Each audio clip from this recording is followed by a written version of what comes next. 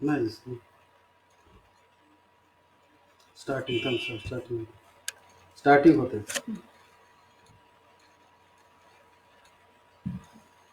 हो लाईव्ह तर येत आहे ना. अहो तिथं नाहीये, मी केलंय बरोबर. हो का?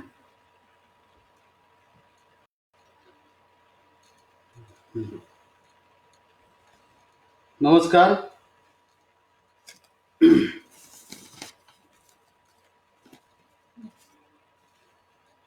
नमस्कार. आज अण्णाभाऊ साठे यांच्या जन्मशताब्दी वर्षानिमित्तानं आयोजित केलेल्या या अण्णाभाऊ साठेंच्या विचार आणि कार्याला अभिवादन करण्यासाठी या ऑनलाईन लेक्चर सिरीजमध्ये आपल्या सर्वांचं स्वागत. मी डॉक्टर देविदास वायदंडे. सर्वप्रथम मला या कार्यक्रमाच्या निमित्तानं व्यक्त होण्याची संधी देणारे माझे मित्र doctor Somnath Kadam sir, doctor Maruti Kasab, doctor BN Gaikwad आणि डॉक्टर रमेश लांडगे यांचं मनापासून अभिनंदन करतो आणि धन्यवादही व्यक्त करतो. खरं तर या देशभरामध्ये लॉकडाऊन चालू असताना सुद्धा अशा पद्धतीची एक युनिक काहीतरी वेगळं करायचं आणि त्या अनुषंगानं अण्णाभाऊंच्या विचार आणि कार्यावरती प्रकाश टाकायचा, ही एक वेगळी गोष्ट आहे. आणि म्हणून महाराष्ट्रातल्या अण्णाभाऊंच्या वरती प्रेम करणाऱ्या किंवा त्यांचा विचार मांडणाऱ्या सर्व लोकांनी मोठ्या संख्येनं या ऑनलाईन लेक्चर सिरीजमध्ये सहभागी व्हावं असं मी आपल्या सर्वांना नम्र आवाहन करतो. खरं तर माझ्या मुख्य विषयाकडे वळायच्या पूर्वी आज महाराष्ट्राचे ज्येष्ठ नामवंत साहित्यिक आदरणीय उत्तम बंडू तुपे सर यांचं दुःखद निधन झालेलं आहे आणि त्यांच्या दुःखद निधनाच्या वतीनं त्यांना श्रद्धांजली अर्पण करतो. उत्तम बंडू तुपे हे महाराष्ट्रातले एक नामवंत साहित्यिक होते आणि अण्णाभाऊंचा वैचारिक वारसा, त्यांचा साहित्यिक वारसा चालवणारे एक महत्त्वाचे साहित्यिक म्हणून तुपेंची ओळख होती. खरं तर तुपेंच्या अनेक कादंबऱ्या, कथा गाजलेल्या आहेत, परंतु त्यापैकी झुलवा ही अत्यंत महत्त्वाची कादंबरी तुपेंची होती. म्हणून तुपेंना झुलवाकार उत्तम बंडू तुपे असं म्हटलं जातं. त्यांच्या ज्या अनेक कथा कादंबऱ्या प्रसिद्ध झालेल्या आहेत त्यामध्ये आंधण, कोबारा, माती आणि माणसं, पिंड यासारख्या अत्यंत गाजलेल्या कथा आणि कादंबऱ्या उत्तम बंडू तुपेंच्याकडून आपल्याला मिळाल्या आहेत.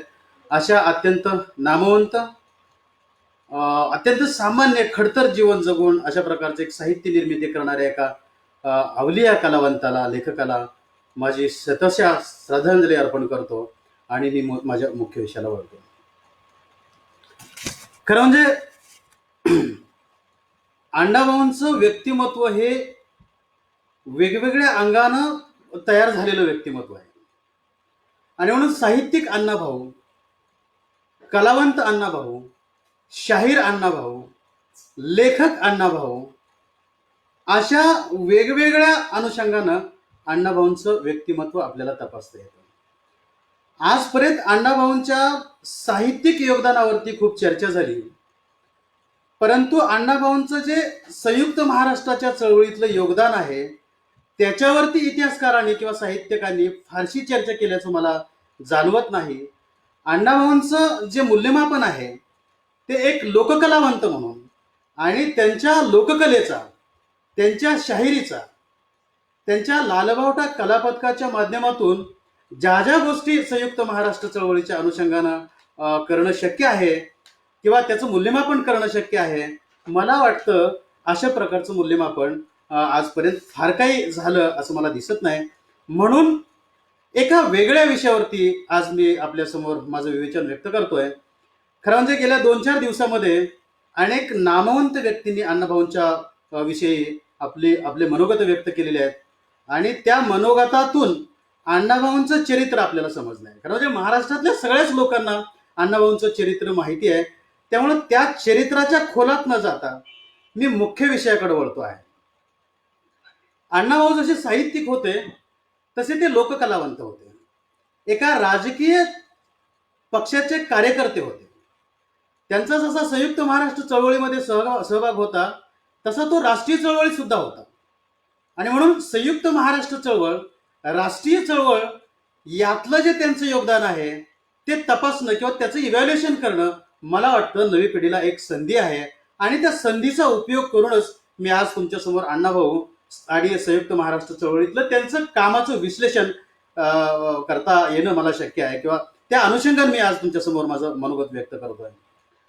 कोणत्याही लेखकाला एक किंवा कोणत्याही साहित्यिकाला एक स्वतःची भूमिका असते. म्हणजे कशासाठी साहित्य निर्मिती करायची, त्याचा सामाजिक उपयोग काय आहे, त्याचा राजकीय उपयोग काय आहे.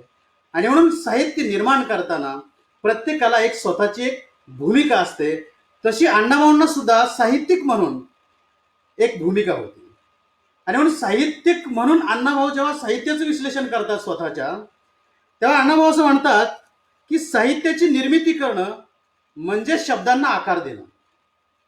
शब्दांना आकार देणं सोपं आहे, परंतु त्या आकारामध्ये जीव ओतणं किंवा त्याला सजीव करणं हे शब्दाला आकार देण्यापेक्षा अवघड आहे. म्हणून त्याला जर आकार द्यायचा असेल तर तुम्हाला सामान्य माणसाचा जीवन संघर्ष टिपावा लागतो. आणि त्याशिवाय तुमचं साहित्य हे अस्सल साहित्य होत नाही. अशी प्रांजळ आणि ठाम भूमिका अण्णाभाऊंची होती. फकीराच्या प्रस्तावनेच्या निमित्तानं अण्णाभाऊ आपल्या साहित्यिक भूमिकेविषयी म्हणतात, सत्याला जीवनाचा आधार नसेल तर ती प्रतिभा अंधारातल्या आरशासारखी आभासी असते. म्हणजे कोणत्याही लिखाणामध्ये सत्य नसेल, सत्यांचा अंश तिथं नसेल तर ते लिखाण तकलादू असतं. म्हणून अण्णाभाऊंच्या एकूणच साहित्यामध्ये ज्या कथा आलेल्या आहेत, कादंबऱ्या आलेल्या आहेत किंवा पोवाड्या आलेल्या आहेत, शाहिरी कवनं आलेली आहेत, त्या सगळ्या गोष्टीमध्ये एक टार्गेट ठेवून, व्यक्ती ठेवून, समाज ठेवून त्याचं लिखाण अण्णाभाऊंनी केलेलं आहे. जगभरामध्ये अनेक कथा, कादंबऱ्या, काव्य निर्माण झाली, परंतु अण्णाभाऊंच्या काव्यामध्ये किंवा काव्याचा जो केंद्रबिंदू होता तो केंद्रबिंदू हा सामान्य माणूस होता, सामान्य कामगार होता, दलित होता, स्त्री होती.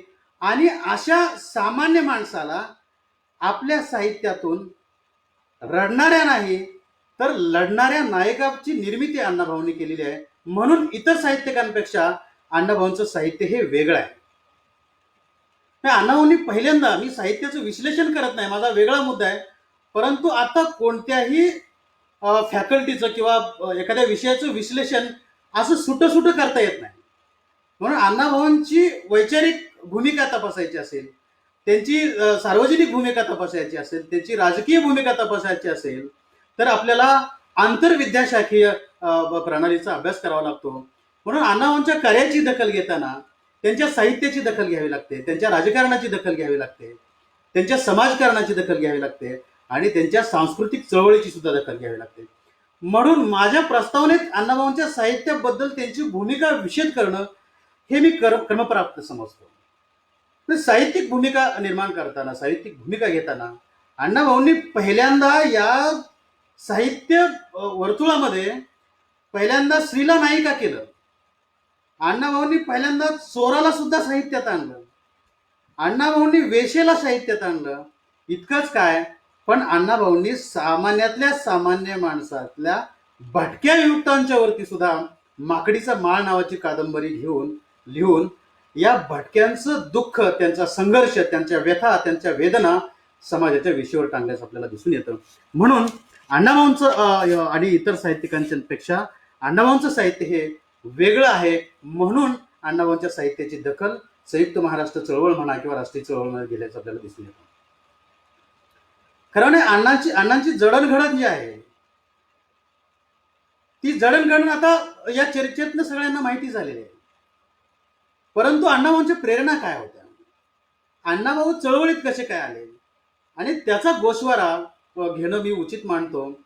म्हणून अण्णाभाऊ जन्मतःच एक कलावंत, साहित्यिक किंवा लोककला त्यांच्या अंगी होती, म्हणून तमाशाकडे ओढले गेले. अण्णाभाऊंचे एक मावस भाऊ होते, बापू साठे नावाचे, त्यांचा स्वतःचा तमाशा होता. आणि एके दिवशी बापू साठेंच्या तमाशामध्ये अण्णाभाऊ गेले आणि त्या तमाशामध्ये प्रत्यक्ष क्रांतिसिंह नाना पाटलांचा आगमन झालं आणि त्या नाना पाटलांच्या आगमनामुळं अनेक लोक आश्चर्यचकित झाले आणि ते आश्चर्य अण्णाभाऊंना सुद्धा वाटलं. परंतु त्यांच्या एकूण बोलण्याच्या धाटणीत आणि त्यांच्या भाषणानं अण्णाभाऊ प्रभावित होऊन अण्णाभाऊंनी राष्ट्रीय चळवळीत सहभाग घ्यायला सुरुवात केली. आणि म्हणून राष्ट्रीय चळवळीत सहभाग घेत असताना भूमिगत राहणं, लोकांचे निरोप पोहोचवणं, राष्ट्रीय चळवळीतल्या कार्यकर्त्याची छुपा किंवा भूमिगत संपर्क साधणं या गोष्टी कराव्या लागत असल्यामुळे अण्णांना बऱ्याच वेळा घरातनं बाहेर राहावं लागायचं. म्हणून अण्णाभाऊंच्या ज्या आई आहे वालूबाई यांनी अण्णाभाऊंच्या वडिलांना पत्र पाठवून सांगितलं की अण्णा आता वाया जातोय, त्याला इथं न ठेवता तुम्ही मुंबईला घेऊन चला. आणि म्हणून अण्णाभाऊंची काळजी म्हणून भाऊ साठेंनी अण्णाभाऊला मुंबईला नेलं. आता मुंबईला वाटेगाव ते मुंबई अण्णाभाऊंचा प्रवास कसा झाला या संदर्भात आपल्या सर्वांना माहिती आहे, त्या खोलात मी जात नाही. परंतु अण्णाभाऊ मुंबईत गेल्यानंतर त्यांच्या आयुष्यात आलेले जे प्रसंग आहेत त्या प्रसंगाच्या अनुषंगानं काय काय अण्णाभाऊंना भोगावं लागलं ते आपल्या सर्वांना सर्वश्रुष्ट आहेत. पण अण्णाभाऊंच्या संयुक्त महाराष्ट्र चळवळीच्या संदर्भामध्ये जी जडणघडण झाली त्याची चर्चा मला या ठिकाणी करावीशी वाटते. अण्णाभाऊ जेव्हा मुंबईत गेले तेव्हा ते गिरणी कामगार झाले. म्हणजे मुळात ते भायखळा किंवा त्या परिसरात राहत असल्यामुळं अण्णाभाऊंची जडणघडण गिरणी कामगार, संप, त्यांचे मोर्चे या अनुषंगानं घडल्याचे आपल्याला बघायला मिळते. अण्णाभाऊ जेव्हा चळवळीच्या अनुषंगानं पुढे यायला लागले तेव्हा भारताला स्वातंत्र्य मिळायची प्रक्रिया सुरू होते. म्हणजे 1946 ते 1947 या काळामध्ये खूप मोठ्या संख्येनं, खूप तीव्रतेनं राष्ट्रीय चळवळीचा काय म्हणू आपण राष्ट्रीय चळवळ जोमात आलेली होती. आणि आता भारताचं स्वातंत्र्य हे अंतिम टप्प्यात आलेलं होतं. आणि म्हणून या स्वातंत्र्य चळवळीचा जोश देशभर पसरलेला होता. भाषिक राज्याच्या निर्मितीची चर्चा खरं तर स्वातंत्र्य चळवळीच्या आधीपासून म्हणजे 1920 पासून सुरू झालेली होती. पहिल्यांदा मुंबईला जे भारतीय राष्ट्रीय काँग्रेसचं अधिवेशन झालं आणि त्या अधिवेशनामध्ये भाषिक राज्यांची निर्मिती कशी महत्वाची आहे या संदर्भात चर्चा झालेली होती. आणि तिथून पुढं मराठी, कानडी, गुजराती, तेलुगू, मल्याळम अशा वेगवेगळ्या भाषिकांची स्वतंत्र राज्य करता येतील का या संदर्भामध्ये साहित्यिकांमध्ये चर्चा झाली. विशेषतः महाराष्ट्रात मराठी भाषेचं राज्य असावं अशा प्रकारची चर्चा पहिल्यांदा महाराष्ट्रातल्या मराठी साहित्यिकांच्या व्यासपीठावरती झाली. म्हणजे जिथं जिथं अखिल भारतीय मराठी साहित्य संमेलनं झाली त्या साहित्य संमेलनामध्ये महाराष्ट्रात मराठी भाषिकांसाठी स्वतंत्र राज्य असले पाहिजे अशी भूमिका घेतली गेली. आणि त्या भूमिकेचा जो जोरकस पुनरुच्चार आहे तो हळूहळू यायला सुरुवात झाली. मला असं वाटतं 1948 ते 1960 पर्यंतचा जो काळ आहे तो संयुक्त महाराष्ट्र चळवळीचा काळ आहे. आणि या काळातच संयुक्त महाराष्ट्र चळवळ जोमाने फोफावलेली आहे. मग 1948च्या दरम्यान ही सर्वसामान्यपर्यंत संयुक्त महाराष्ट्राची चळवळ जात होती का तर ती जात नव्हती. किंवा संयुक्त महाराष्ट्र चळवळ काय आहे हे लोकांना माहिती होतं का तर ते माहीत नव्हतं. मग सर्वसामान्यांपर्यंत ही चळवळ कशी गेली त्याचं विश्लेषण या ठिकाणी करणं मी क्रमप्राप्त समजतो. खरं म्हणजे साहित्यिक व्यासपीठावरती आणि एका एलाइट क्लासमध्ये म्हणजे उच्च वर्गामध्ये भाषिक राज्याच्या निर्मितीचे प्रयत्न किंवा चर्चा सुरू होती. जशी महाराष्ट्रात सुरू होती तशी ती आंध्रामध्ये पण सुरू होती. म्हणजे 1953 पट्टू श्रीमालू यांचं निधन झालं तेव्हा खऱ्या अर्थानं देशभरात भाषिक चळवळीला उत्तेजन मिळालं किंवा ती फोफावली गेली. पण तत्पूर्वी महाराष्ट्रामध्ये 1948 पासूनच संयुक्त महाराष्ट्र चळवळीचं वारं वाहत होतं. भाषिक राज्य निर्मिती म्हणजे एका स्वतंत्र भाषेचं स्वतंत्र राज्याची निर्मिती करणं, मराठीसाठी महाराष्ट्राची निर्मिती करणं, कानडीसाठी कन्नड राज्याची म्हणजे कर्नाटकाची निर्मिती करणं, गुजरातीसाठी गुजरात राज्याची निर्मिती करणं. अशा प्रकारे प्रत्येक भाषेचं अस्तित्व, प्रत्येक भाषेची संस्कृती गृहीत धरून तिथल्या लोकांना त्यांच्या त्यांच्या भाषेत स्वतःचं राज्य निर्माण असावं अशी भूमिका सामान्य माणसामध्ये किंवा राजकीय पक्षांमध्ये निर्माण झालेली होती. परंतु ती तोपर्यंत सामान्य माणसापर्यंत पोहोचलेली नव्हती. त्याचं कारण असं आहे की वर्तमानपत्रातून अशा प्रकारच्या भाषिक राज्याच्या निर्मितीच्या संदर्भातल्या चर्चा होत होत्या. आणि आपल्या सर्वांना माहिती आहे की वर्तमानपत्र कोणत्या कोणत्या ठिकाणी होती. तर वर्तमानपत्र ही पुणे, मुंबई, नाशिक शहराच्या ठिकाणी होती. आणि ही वर्तमानपत्र कोण वाचत होतं? तो शिकलेला वर्ग वाचत होता. आणि सर्रास वर्तमानपत्राचं वितरण त्या काळात होत नव्हतं. म्हणून संयुक्त महाराष्ट्र चळवळ यशस्वी करायची असेल तर आता ही चळवळ लोकमानसात घेऊन जाण्याची यंत्रणा असली पाहिजे. म्हणजे सामान्य लोकांचा सहभाग जोपर्यंत या चळवळीमध्ये होत नाही तोपर्यंत आपल्याला संयुक्त महाराष्ट्र निर्माण करता येत नाही. अशा प्रकारचा विचार कॉम्रेड डांगे, आचार्य आत्रे आणि त्या काळातल्या एस एम जोशी असतील किंवा अन्य कोणी त्या काळातल्या नेत्यांनी सुरू केला. आणि पहिल्यांदा कॉम्रेड डांगेंच्या नेतृत्वाखालील भारतीय कम्युनिस्ट पक्षाने लालबावटा कलापथकाची स्थापना केली. आणि त्या कलापथकाच्या माध्यमातून हा जो संयुक्त महाराष्ट्राचा प्रश्न आहे किंवा संयुक्त महाराष्ट्राच्या चळवळी पाठीमागची भूमिका आहे ती भूमिका सामान्य माणसापर्यंत किंवा महाराष्ट्रातल्या खेड्यापाड्यापर्यंत घेऊन जायची परंपरा या लालबावटा कलापथकाच्या माध्यमातून सुरू झाली आपल्याला दिसायला. आता लालबावटा कलापथकाची स्थापना कॉम्रेड बी टी रणदिवे, कॉम्रेड डांगे यांच्या विचारातनं 1944ला टिटवाळा या ठिकाणी जी शेतकऱ्यांची परिषद होती त्या शेतकऱ्यांच्या परिषदेमध्ये ती स्थापना झाल्याचं आपल्याला बघायला मिळतं. आणि ती स्थापना करत असताना या लोककलांचा आधार, या लालबावटा कलापथकाची निर्मिती जेव्हा झाली तर तेव्हा लोककलांच्या बाजाचा आधार घेऊन जो आपला विचार आहे, मग तो कम्युनिस्ट विचार असेल किंवा तो शेतकरी हिताचा विचार असेल किंवा सामान्य कामगारांच्या हिताचा विचार असेल, हा विचार घेऊन या लोककलावंतांना सामान्य माणसापर्यंत पोहोचवा की काय अशा प्रकारच्या भूमिका घेऊन शाहीर अमर शेख, लोकशाहीर अण्णाभाऊ साठे आणि शाहीर गवाणकर यांच्या प्रयत्नातनं आणि कॉम्रेड बी टी रणदिवे, कॉम्रेड पगारे आणि कॉम्रेड डांगे यांच्या प्रयत्नातनं लालबावटा कलापथकाची निर्मिती झाली. आणि लालबावटा कलापथकाची निर्मिती होत असताना त्याला जे मटेरियल लागतंय म्हणजे बौद्धिक खुराक जे लागतंय ते निर्माण करण्याचं काम या 3 शाहिरांनी केलं. विशेषतः त्याचं जे लेखन आहे ते लेखन करण्याची जबाबदारी अण्णाभाऊंच्या वरती होती. आणि या लेखनातून जे लोकनाट्य तयार झाली, जी शाहिरी कवनं तयार झाली,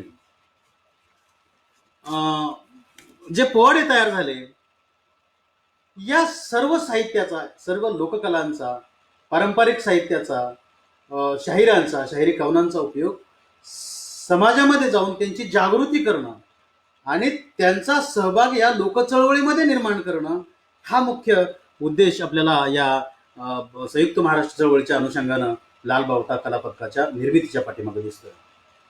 आता लालबावटा कलापथक निर्माण झालं ते मुळात कामगार चळवळीच्या अनुषंगानं.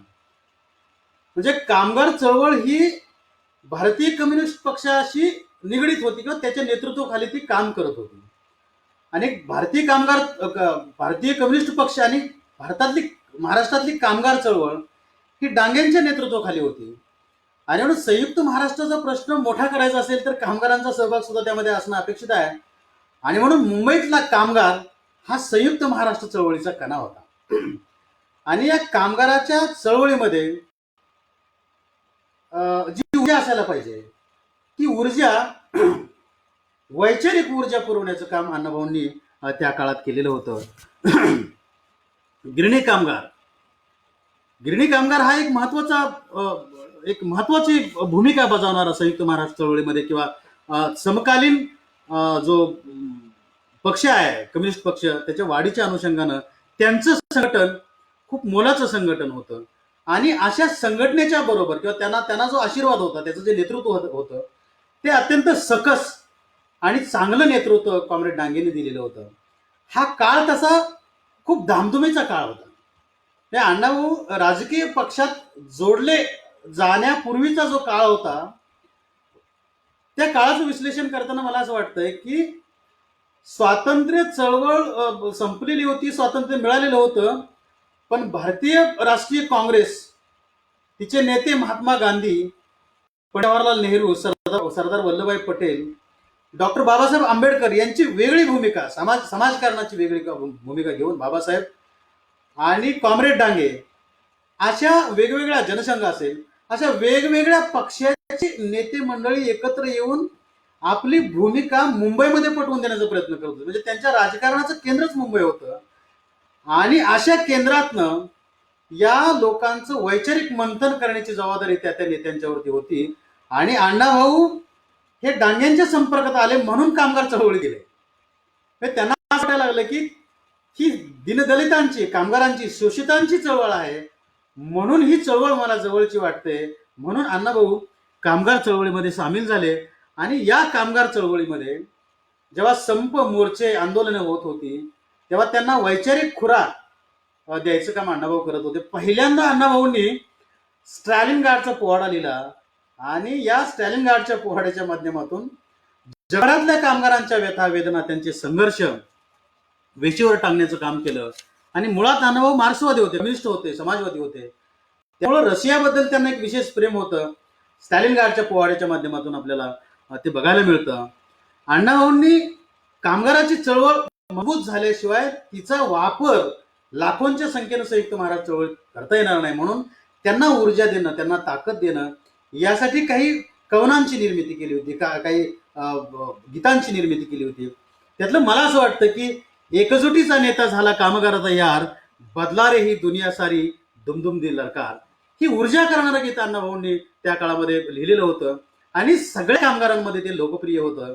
म्हणून अण्णाभाऊबद्दल कामगारांमध्ये सुद्धा एक चर्चा निर्माण झाली की आपला माणूस, आपल्या व्यथा, वेदना मांडणारा माणूस म्हणून अण्णाभाऊंच्याकडे बघायला लागले. मुंबईच्या गिरणी कामगारांच्या वरती अण्णाभाऊंनी पोवाडा लिहिला. मला असं वाटतं की जगातला कामगारावरती लिहिलेला हा पहिला पोवाडा असेल जे कामगाराला या सृष्टीचं, या समाजाचं नायकत्व अण्णाभाऊंनी बहाल केलं. म्हणून कामगार अण्णाभाऊंच्या साहित्याकडे मोठ्या संख्येनं वळला आणि या साहित्यातून त्याच्या नायकत्वाची जी जी आहे ते आपल्याला संयुक्त महाराष्ट्र चळवळीमध्ये आपल्याला बघायला मिळतात असं मला वाटतं. कामगारांचा संघर्ष, त्यांच्या व्यथा, त्यांच्या वेदना, त्यांची आर्थिक स्थिती आणि त्यांच्या सामाजिक भान निर्माण करण्याचं काम अण्णाभाऊंनी केल्याचं मला दिसतंय. आणि अण्णाभाऊ फक्त कामगारांच्या भोवतीच फिरत होते असं नाही आहे, तर मुळात ते वर्गीय दृष्टिकोनातून तयार झालेले असल्यामुळे शेतकरी, कामगार, शेतमजूर, स्त्री या सगळ्या लोकांच्या व्यथा घेऊन अण्णाभाऊंचं लिखाण चालू होतं, ते लिहित होते. आणि त्यांच्या लिखाणाचा जो केंद्रबिंदू होता तो सामान्य माणूस होता. एका अर्थानं अण्णाभाऊंचं साहित्य हे क्रांतीचं साहित्य होतं. क्रांती म्हणजे काय, तर तो बदल, नव्यानं बदल निर्माण करणं, आमच्या भाषेचं, आमच्या मातीचं, आमच्या मनाचं राज्य, आमच्या भाषेचं, इथल्या माणसाचं राज्य, आमचं राज्य निर्माण झालं पाहिजे, म्हणून संयुक्त महाराष्ट्राच्या निर्मितीमध्ये अण्णाभाऊंनी स्वतःला झोकून दिलं होतं. हे जेव्हा आपण अण्णाभाऊ विचार करतो तेव्हा ओघानं त्यांच्या कामानं शाहीर अमर शेख, शाहीर गवानखरांचा उल्लेख करावा लागतो. तर संयुक्त महाराष्ट्र चळवळ हा शब्द उच्चारला की या 3 शाहिरांचं नाव आपल्याला घ्यावंच लागतं. जसं संयुक्त महाराष्ट्र चळवळ कॉम्रेड डांगे, आचार्य अत्रे, एस.एम. जोशी या लोकांच्या नावाशिवाय पूर्ण होत नाही, तशीच ती शाहीर अमर शेख, शाहीर अण्णाभाऊ, शाहीर गवाणकर यांच्या नावाशिवाय पूर्ण होत नाही. अण्णाभाऊंनी जी साहित्यिक संपदा निर्माण केली, तिचा आत्मा होता किंवा गाभा होता लोककला. या लोककलांमध्ये काय होतं, तर शाहिरी कवनं होते. मग शाहिरी कवनं काय लिहिली त्यांनी, तर तमाशाचा जो पारंपरिक बाज आहे अण्णाभाऊंचा, तो पारंपरिक बाज अण्णाभाऊंनी तसाच ठेवून त्यातलं जे प्रबोधन आहे, म्हणजे पारंपरिक तमाशामध्ये, म्हणजे लोकचळवळ कशी झाली अण्णाभाऊंच्या साहित्यातनं संयुक्त महाराष्ट्र चळवळ, आणि लोकचळवळ झाल्यामुळे संयुक्त महाराष्ट्र कसा निर्माण झाला याची पार्श्वभूमी तुम्हाला. अण्णाभाऊंनी कामगारांना वंदन केलं आणि पारंपरिक तमाशा प्रधान जी लोककथेची किंवा तमाशाची रचना होती ती बदलली. म्हणजे त्यातलं जे श्री सौंदर्य होतं किंवा अशा पद्धतीनं लेखन त्या काळात तमाशामध्ये होत होतं, म्हणून एक मोठा वर्ग त्या तमाशापासून बाजूला होता. हे काहीतरी वेगळं आहे, त्याच्यात आपण जायला नको, ते आपल्याशी संबंधित नाही, असं लोकांना वाटत होतं. पण अण्णाभाऊंचा जो वर्ग होता, तो कामगार वर्ग असेल, शेतकरी वर्ग असेल, मजूर वर्ग असेल, सुशिक्षित बेकार स्त्री असतील, त्यांच्या साहित्यात यांना नायकत्व बहाल केलं, म्हणून त्यांचं साहित्य यांचं साहित्य वाटायला लागलं. म्हणजे कामगारांना अण्णाभाऊंचं साहित्य हे माझं साहित्य वाटायला लागलं. त्याचं कारण असं आहे की अण्णाभाऊंनी किंवा अण्णाभाऊंचं हे साहित्य लोकांना आपलं साहित्य का वाटायला लागलं, तर या साहित्यामध्ये अण्णाभाऊंनी क्रांती निर्माण केली, बदल निर्माण केला. त्या तमाशातला जो दैववाद होता, म्हणजे पूर्वीच्या काळामध्ये कोणत्याही तमाशाची सुरुवात ही गणपतीच्या स्तवनानं होतो किंवा त्याच्या स्तुतीनं, त्याच्या वंदनानं होते. म्हणून आजही गणराया आमच्या कार्यक्रमाला या किंवा तमाशाची सुरुवात गणानं होते. पण अण्णाभाऊंनी तो गण बंद करून टाकला. म्हणजे त्यातला तो जो गणपती स्तवनाचा, गणपती वंदन भाग होता, तर त्यांनी तो काढून टाकला आणि त्यांचे स्वतःची कवनं किंवा इथल्या कामगाराच्या हाताला त्यांनी वंदन केलेलं. अण्णाभाऊ त्यांच्या सुरुवातीच्या गणामध्ये किंवा स्तवनामध्ये दैववादी भूमिकेला फाटा देतात आणि प्रयत्नवादी भूमिकेचा अंगीकार करतात. म्हणून अण्णाभाऊंचं साहित्य वेगळं साहित्य आहे. म्हणजे गणेशाला वंदन न करता अण्णाभाऊ त्यांच्या सुरुवातीच्या प्रारंभात असं म्हणतात की प्रारंभी मी करजाचा येथे पूजला, जो व्यापुनी संसारता हलवी या भोगला. ज्याला जगी तुलना नाही, ज्याला जगी तुलना नाही, अंत पाताळाचा घेई, ऊर ब्रह्मांडाचे फोडी, काळाचे हाडी मोडी, आकाशाला खाली ओढी, तो मी आज वंदिला, प्रारंभी मी आज करजाचा येथे पूजला, जो व्यापुनी संसारता हलवी या भोगला. अण्णाभाऊंनी कामगाराच्या हाताला वंदन केलंय, किंवा अंधश्रद्धेला किंवा दैववादाला त्यांनी वंदन केलेलं नाही, कामगाराच्या हाताला वंदन केलेलं आहे. म्हणून कामगारांच्या चळवळीमध्ये ऊर्जा निर्माण झाली. त्यांना संयुक्त महाराष्ट्राची चळवळ ही आपली चळवळ वाटायला लागली. म्हणून या जगातल्या सर्व कामगारांच्या व्यथा, वेदना किंवा त्यांचे संघर्ष अण्णाभाऊंना त्यांच्या लोकसाहित्यातून. अण्णाभाऊंनी शाहिरी, कवनं, लावणी, पोवाडा, छक्कड, लोकनाट्य लिहिली. आणि या सगळ्या लोकनाट्याचा किंवा छक्कड पोवाडा असेल, त्याचा नायक हा सामान्य शेतकरी, शेतमजूर, मी मगाशी सांगत होतो. त्याचबरोबर ज्या काँग्रेस पक्षाने संयुक्त महाराष्ट्र चळवळीला विरोध केला किंवा भाषिक राज्याच्या निर्मितीला विरोध केला, या काँग्रेस पक्षावरती किंवा त्यांच्या सरकारावरती अत्यंत हजरजबाबीपणाने टीका केली आणि अशी टीका करून सामान्य माणसाला एकजुटीचं आवाहन केलेलं आहे. मुळात मी मगाशी कामगार चळवळीबद्दल बोलत होतो. हा कामगार कोण होता, तर महाराष्ट्रातल्या खेड्यापाड्यातनं पोट भरायला आलेला एक सामान्य मजूर होता. तो म्हणजे इथं पोटाला अन्नधान्य मिळत नाही म्हणून गे कामगार म्हणून काहीतरी काम करायचं, तिथे यायचं, मुंबईत स्थायिक व्हायचं, पोटाची खळगी भरायची, असा हा सामान्य कामगार. म्हणजे तो शेतकरी पण होता, तो शेतमजूर पण होता. अशा वेगवेगळ्या भूमिकेतनं तिथं आपल्या पोटासाठी आलेला गिरणी कामगार, त्याचं बेसिक काय आहे, तर तो सामान्य माणूस आहे.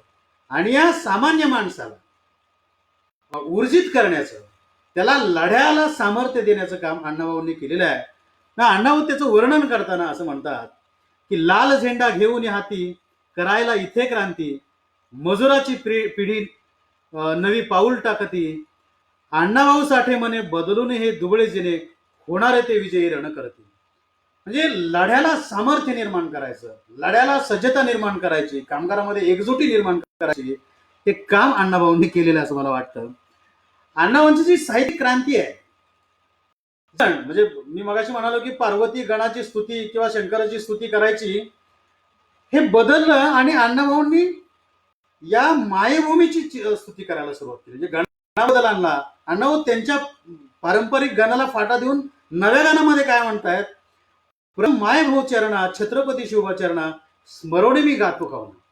म्हणजे एक राष्ट्रवाद, नव्या संकल्पनेतला राष्ट्रवाद संयुक्त राष्ट्र चळवळीच्या निमित्तानं अण्णाभाऊ या महाराष्ट्रामध्ये उभा करताना आपल्याला दिसत आहेत. अण्णाभाऊची साहित्य निर्मिती झाली ती अनेकदा पक्षाची गरज म्हणून, एखाद्या शेतकरी परिषदेची गरज म्हणून, कामगार चळवळीची गरज म्हणून आणि संयुक्त महाराष्ट्र चळवळीची गरज म्हणून या सगळ्या साहित्याची निर्मिती झालेली आहे. अण्णाभाऊंनी जे लोकनाट्य तयार केली, या बहुतांश लोकनाट्यामध्ये संयुक्त महाराष्ट्र चळवळीला गृहीत धरून ह्या लोकनाट्यांची निर्मिती केलेली आहे. आणि या लोकनाट्याच्या माध्यमातून सामाजिक मास अपील, म्हणजे मोठ्या संख्येनं, लाखोंच्या संख्येनं संयुक्त महाराष्ट्र चळवळीमध्ये लोकांनी सहभाग घ्यावा म्हणून या चळवळीचे संदर्भ घेऊन नव्यानं लोकांची निर्मिती अण्णाभाऊंनी केल्याचं आपल्याला दिसतं. खरं म्हणजे अण्णाभाऊंनी 1952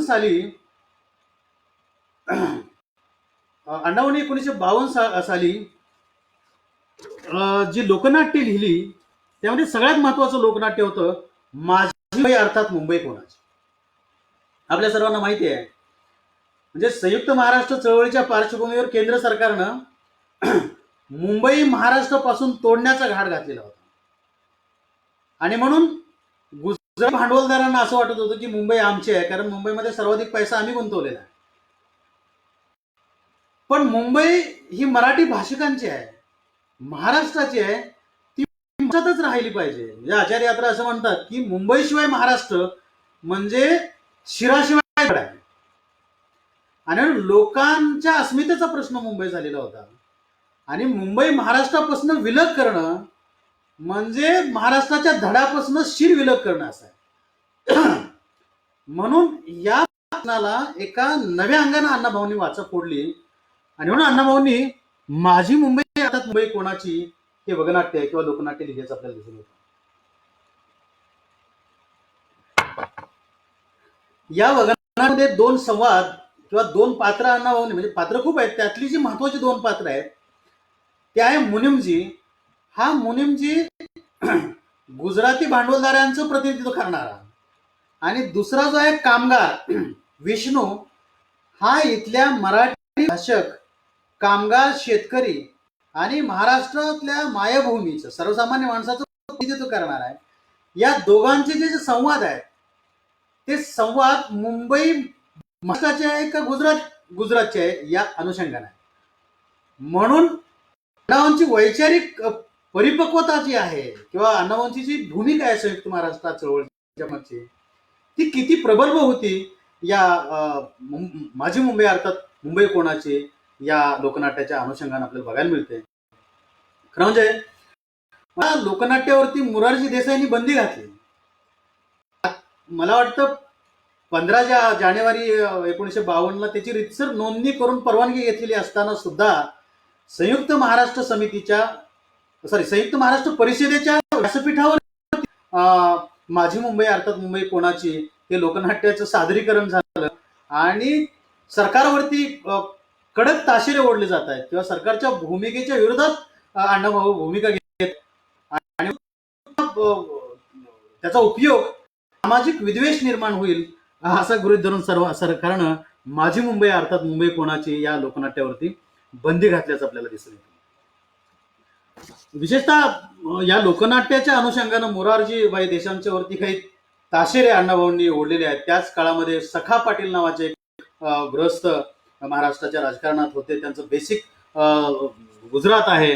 आपल्याला असं वाटतं की सखा पाटील हे आडनाव महाराष्ट्रीयन असल्यामुळं सखा पाटील हे महाराष्ट्राचे आहेत की काय, पण तसं नाही. सखा पाटील हे गुजरातचं प्रतिनिधित्व करणारे आहेत. अण्णाभाऊंनी जे लोकनाट्य लिहिली, लोकनाट्यामध्ये मी तुम्हाला मगाशी लोकनाट्याची नावं सांगितली, तर त्यातली जी प्रभावी लोकनाट्य होती ती अकलेची गोष्ट, बिलंदर बुडवे, लोकमंत्र्याचा दर्जा, सेठजीचं इलेक्शन, देशभक्त घोटाळे, मूक मिरवणूक, पुढारी मिळाला, खापऱ्या चोर, अशा प्रकारची टायटल्स असणारी लोकनाट्य अण्णाभाऊंनी लिहिलेली आपल्याला दिसून येतं.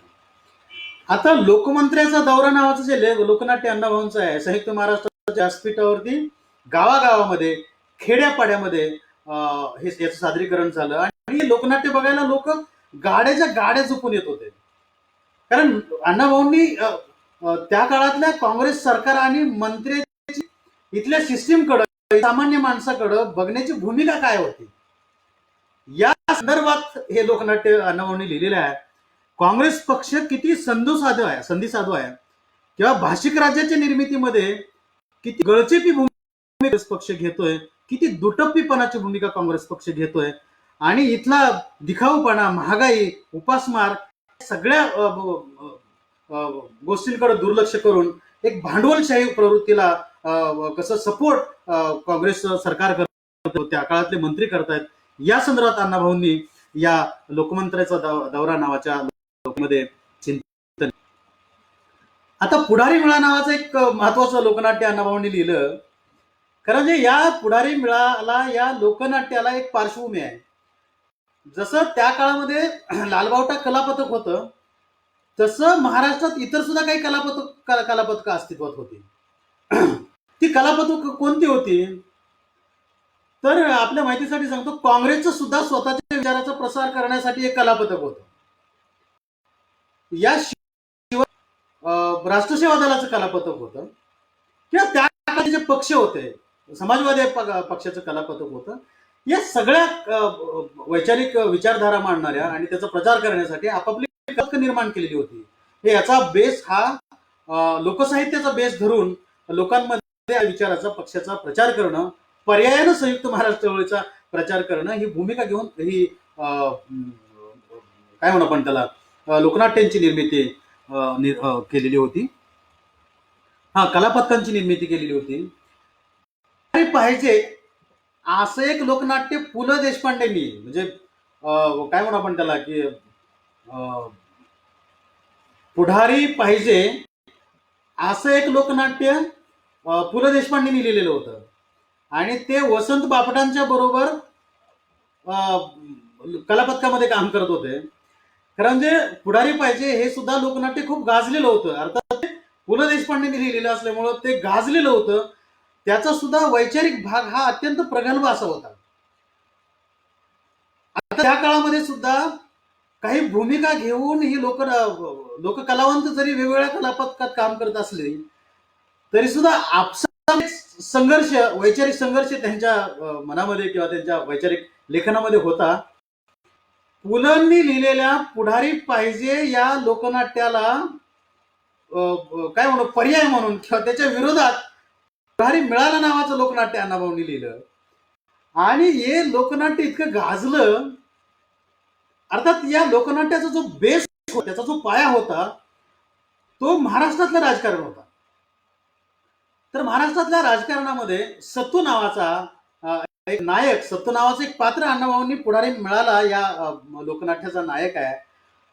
आणि सत्तू हा नायक जो आहे तो एका अर्थानं क्रांतिसिंह नाना पाटलांची भूमिका बजावतो. एक क्रांतिसिंह नाना पाटलांचा विचार, त्यांचं प्रति सरकार अण्णाभाऊंनी हा नायक उभा केलेला आहे.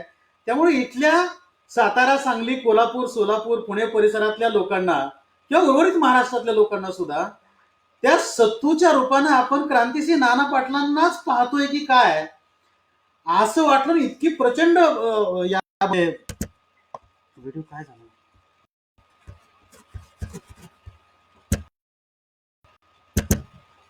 काय झालं काय, if you aim this way you will be able to choose.